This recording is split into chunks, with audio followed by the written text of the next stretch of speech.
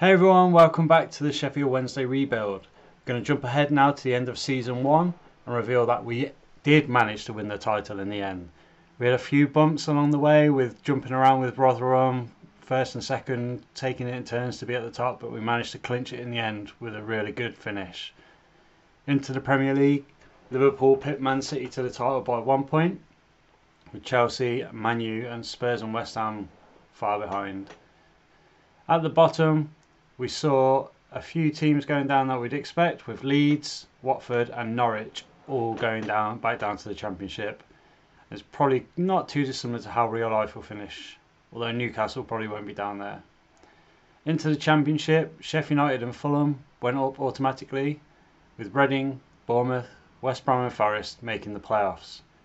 Surprised that Sheffield United won the league, but they have got some good players, they're just not playing as well in real life as they could be. At the bottom, Peterborough, Hull and Blackpool. And obviously we don't have the points deduction for Derby or Reading, as we might have seen both of them down there. Into League 2, Swindon Town take the title from Exeter and then Mansfield Town. And dropping out the league would have been Barrow and Sutton United. PSG win their French title.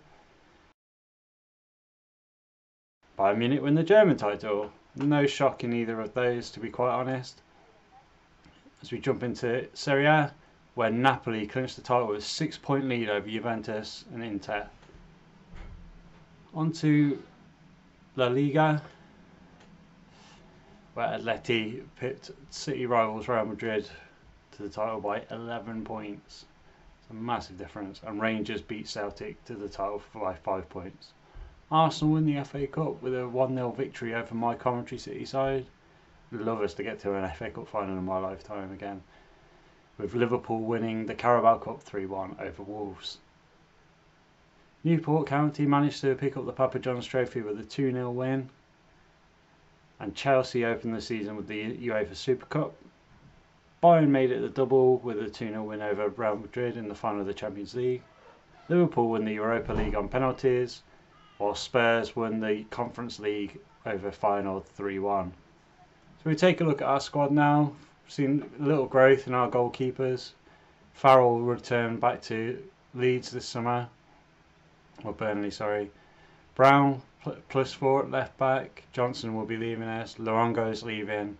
+1 on Garrett, which is great. Harley Dean's been good for us all season. Iorfa's still improving. Story, I'm tempted to try and buy. Dunkley's leaving. Hutchison's leaving.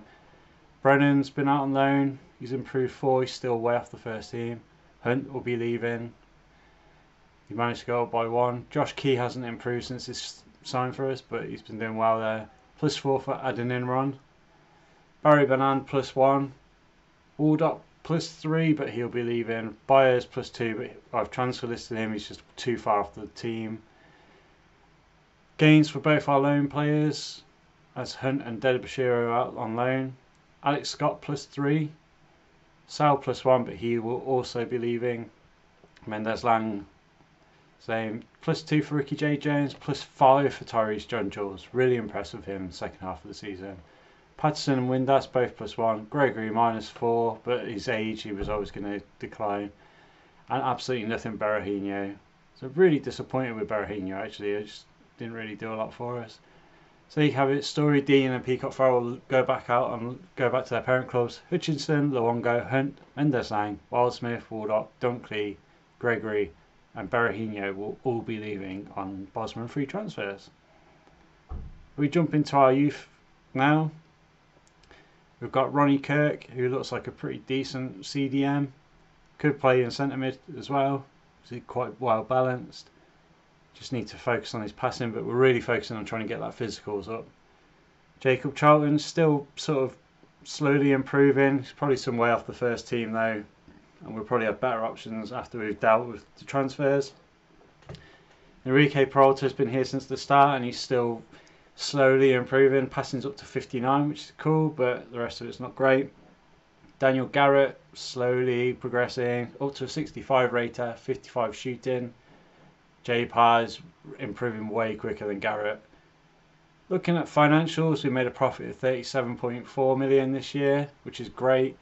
and we wanted to really focus on the finances this year, and to have that is perfect. We've got 15.7 mil left in the budget and 186 grand, so 120 grand left in the wage budget to spend on players if we wanted to. Looking at the objectives, pretty disappointing to finish with a 50, but we should keep our job. We didn't get the streak of 5 clean sheets. That was always going to be difficult. We won the league, where we knocked out in the third round of the FA Cup by Leeds, but we will achieve the financial goals. Looking at the shortlist, I've got a couple of targets in mind. We've got Langley and Bishop as backup goalkeepers, and Cooper as well. Langley doesn't look great, but he's 6'7". Cody Drama's still on there. Cabango, Okadina's still on there. Brooking and Wood, Colwell's still on there.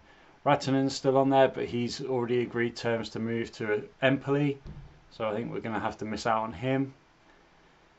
Bernard's going to be back after his loan. Medley, there's quite a few decent players about. Kane's a new one that we've added to the shortlist. Looks like a good CDM at Barnsley. Liam Thompson, who I had on my Derby save, I was really impressed with him, so we've added him as well. Could play at centre back, so good option. Charlie Savage, just because it's Robbie Savage's kid, and you know it'd be quite fun to have a little storyline around him. Matt Smith at MK Dons, really impressive season from him. Been playing really well. Decent enough stats, but going into the Championship, is he good enough? Ali McCann's been playing at Championship level all season for Preston. Archie Collins came to my attention from my scout as a promising player at Exeter. Morley at Bolton, been playing in our division this year. Again, looks fairly decent, so we're scouting him. Troy Parrott, always had high potential and always been a favourite of mine over the years on Football Manager. It's just whether he can get up to the stats we need on FIFA or not. And then just a look at our ex-homegrown hero, up to 78 rated at West Ham. Brilliant player. Just a shame we had to sell him, but it was right for the save that he moved on. And hopefully he's had a good season at West Ham.